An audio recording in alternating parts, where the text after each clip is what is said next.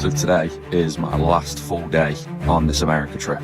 And in the week that I've been here, I've fallen in love with this place. It's my last few hours in America. So I had to go for one last time for my last tour in America. Dad, it's your last day in Texas. I know. What are you going to miss about this place? I love America way too much. I need to live here. I think you could hear him, but he said he covered our food.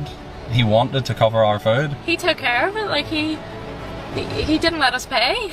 So another observation from being in the A is that Southern hospitality is real. It's not just a myth, it's a real thing, and I've experienced.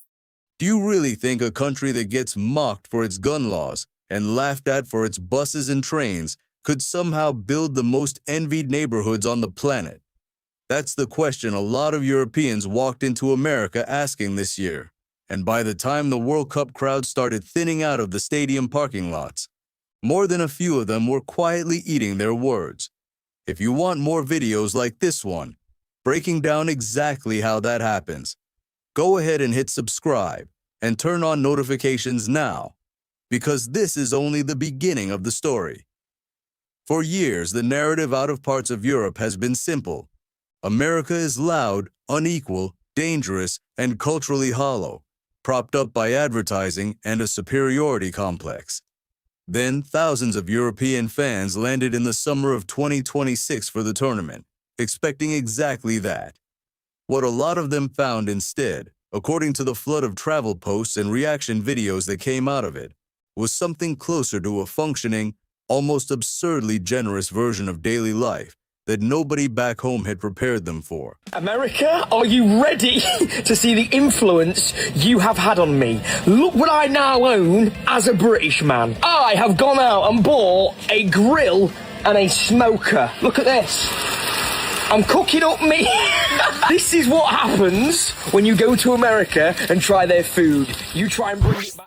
One Scottish supporter, traveling through a mid-sized American city between matches, later admitted online that a stranger paying his tab at a diner without a word of explanation left him rethinking every assumption he'd carried across the Atlantic. It wasn't a headline moment. It was just a Tuesday for the people who lived there. That kind of quiet hospitality kept showing up over and over in wildly different settings. An English couple wandering into a barbecue joint outside Kansas City described being folded into a family's table like they'd known each other for years, offered second and third helpings before they'd even finished their first plate. After the World Cup, they are going to go back to Europe, park their car, and instinctively think, I wish I could stay inside for this. Because once you get used to drive through life, you don't forget it. Everything is bigger in America. Roads, stores, parking, carts, fridges, portions.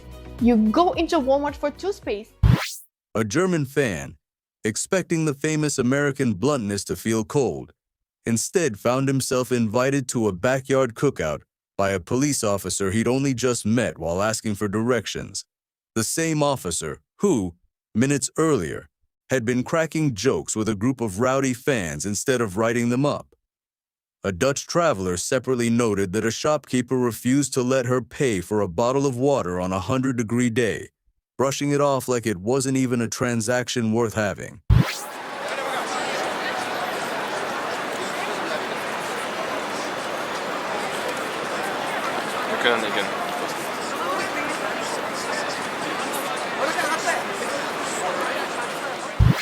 None of these were staged.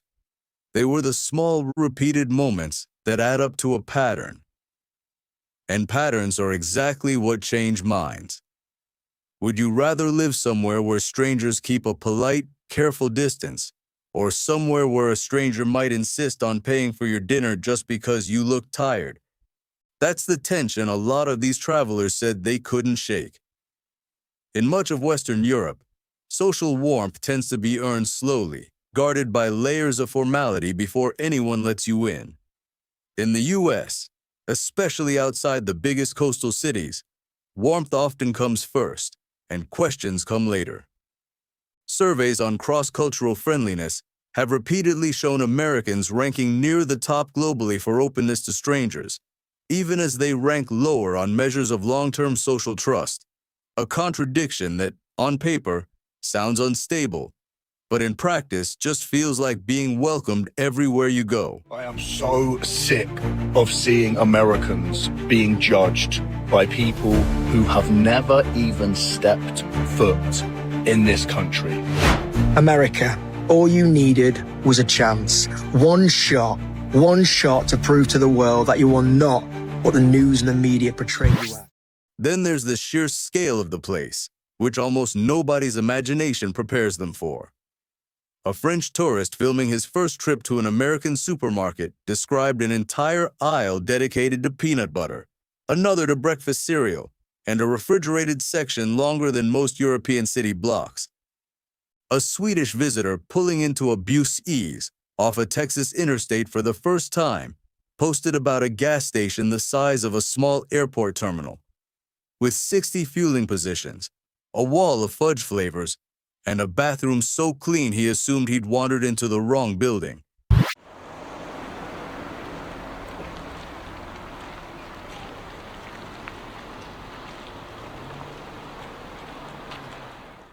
It's not just gas stations. American home appliances run bigger. American trucks run bigger. American stadiums swallow entire European town squares, whole the SoFi. Stadium footprint alone could fit several historic European arenas inside it with room to spare.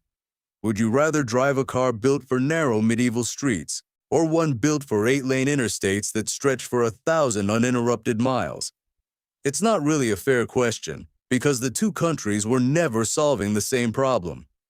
Europe optimized for density, centuries-old cities, short distances, public transit stitched into daily life out of necessity. America optimized for distance, a landmass where driving from New York to Los Angeles covers roughly 2,800 miles, more ground than crossing every major country in Western Europe combined, several times over. One German fan doing the math on his phone, mid-road trip, realized he'd covered more distance in 4 days chasing matches across 3 states than he would driving the entire length of his home country and back twice. Everyone seems to think the portion sizes in America are massive compared to England. Yeah, I'm going to set that straight today. Let me show you a chicken katsu that I've just ordered. Okay, maybe the portions are pretty big. Just come across the most American neighborhood. Check this out. Guys, the houses are insane. Look at this house. That scale isn't only measured in concrete and steel, it's written into the land itself. A group of Dutch travelers who extended their trip past the group stage found themselves standing at the rim of the Grand Canyon.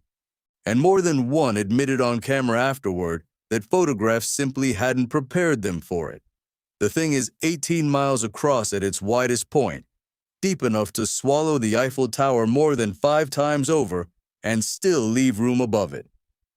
Others made the detour up to Yellowstone, watching Old Faithful erupt on a schedule older than most European nations, wandering through geothermal basins that look more like another planet than anything in the Alps.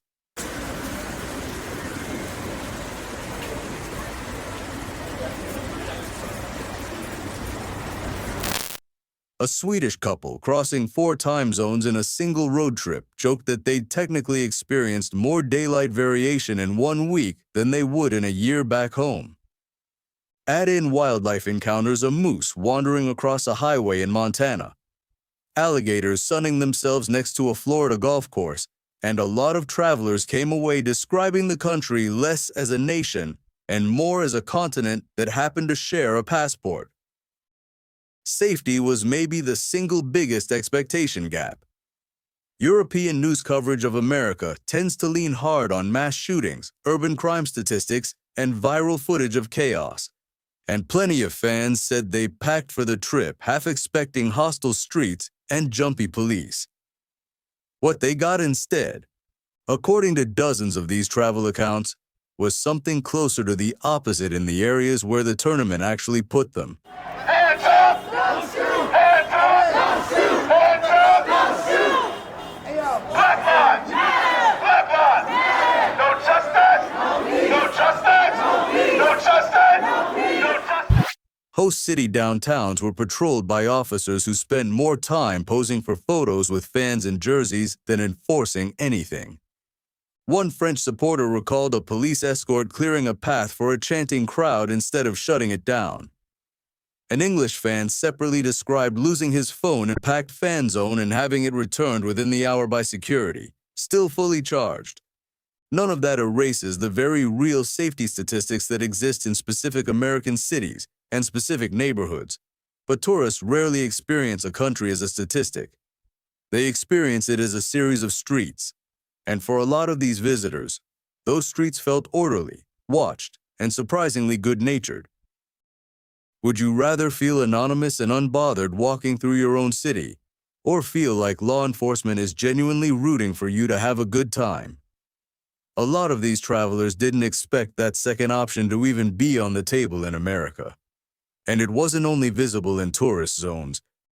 Several fans mentioned local police departments running social media accounts that felt more like a friend group than an authority, posting memes about the tournament, trash-talking rival fan bases good-naturedly, building a version of public order that leaned on relationship instead of intimidation. Money is where things got more complicated and more personal. A German fan working construction back home struck up a conversation with an American contractor in Atlanta and came away stunned that entry-level tradespeople in some U.S. markets were clearing $60,000 to $70,000 a year before overtime, numbers that would be considered a strong mid-career salary in parts of Germany. Even though the UK is a beautiful country, I don't feel welcomed.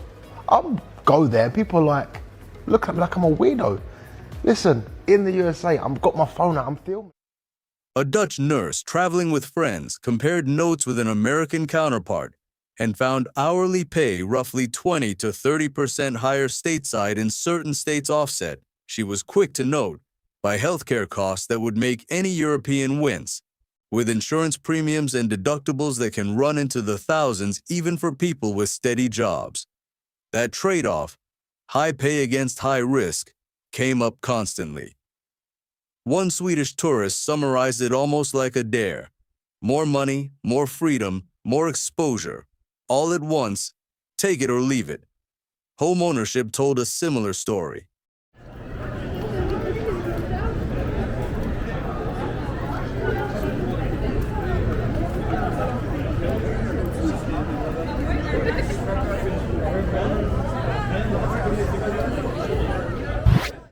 A Texas couple in their late 20s casually mentioned owning a 4-bedroom house on a single median income, a scenario that drew audible disbelief from European visitors used to decades-long waiting lists and shared inherited housing in their own capital cities.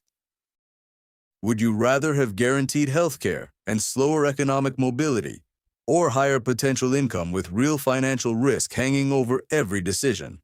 Neither answer is wrong. And this isn't a video trying to crown one system the winner.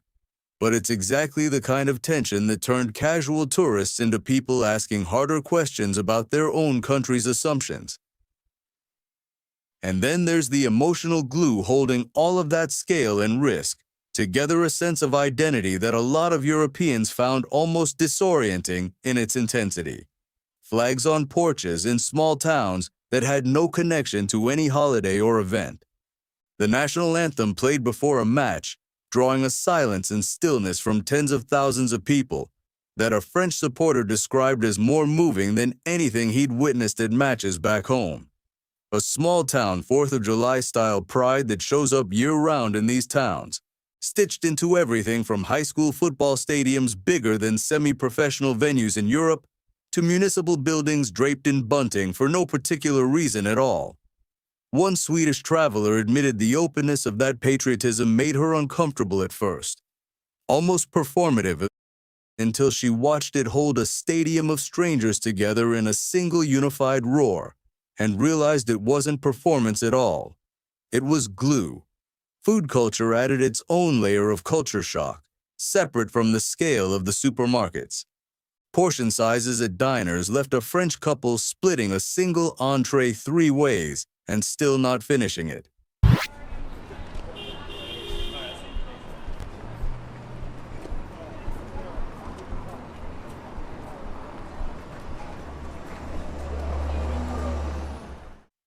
A Dutch fan tipping 20% by habit was gently corrected by a bartender who told him he'd actually undertipped by American standards, sparking a genuinely confused conversation about a wage system Europeans rarely encounter, where a server's base pay can sit well below minimum wage precisely because tips are expected to close the gap. Drive-through culture baffled a German visitor who counted 4 separate drive-through lanes stacked at a single intersection, each one moving faster than he expected, food arriving within 90 seconds of ordering. Regional food identities surprised people too. Texas barbecue treated like a religion. Nashville hot chicken served with a heat warning most Europeans laughed off until they actually took a bite. Chicago-style deep dish sparking genuine arguments about whether it should even be called pizza. Every region seemed to have its own food flag planted firmly in the ground, defended with a seriousness that felt, again, like more of that same identity glue. By the end of the tournament, a pattern had fully set in across dozens of these travel accounts. Europeans arriving skeptical, guarded, ready to catalog everything wrong with the place and leaving having to walk some of that back in public. Not everyone. Not every experience. Cities have real problems. Inequality is real. The healthcare gap is real. And no single trip erases a country's flaws. But enough travelers describe the same unexpected warmth, the same overwhelming scale, the same surprising order, that it stopped looking like coincidence and started looking like something closer to the truth, getting in the way of the narrative. One English fan put it about as plainly as anyone did, admitting online that he'd spent years assuming America was a cautionary tale, and instead spent 2 weeks trying to figure out how to move there. So here's the question to actually sit with. Would you rather cling to a comfortable stereotype that lets you feel superior from a distance? Or would you rather go find out for yourself and risk having to admit you were wrong? Because that's exactly the choice several thousand European fans made this year, whether they meant to or not. If this kind of honest cultural comparison is something you want more of, do the obvious thing like the video. Share it with the one friend who still swears America is nothing but chaos, subscribe, and turn on notifications so you don't miss the next one in this series, because there's a lot more ground left to cover. Before we go, a quick note on everything you just heard. This video is a compilation drawn from public social media posts, traveler vlogs, news coverage, and general cultural statistics, put together for entertainment and discussion rather than as a scientific study of either continent. It doesn't capture the full social, economic, or political reality of the United States, Europe, or any single country within them. And it isn't meant to represent official policy, government position, or a definitive verdict on which culture does anything better. Individual experiences vary enormously by city, by neighborhood, and by circumstance, and the specific anecdotes referenced here are illustrative rather than a complete picture. We're not responsible for how anyone chooses to act on this information, and we genuinely encourage you to travel, ask questions, and form your own view rather than taking any single video, including this one, as the final word.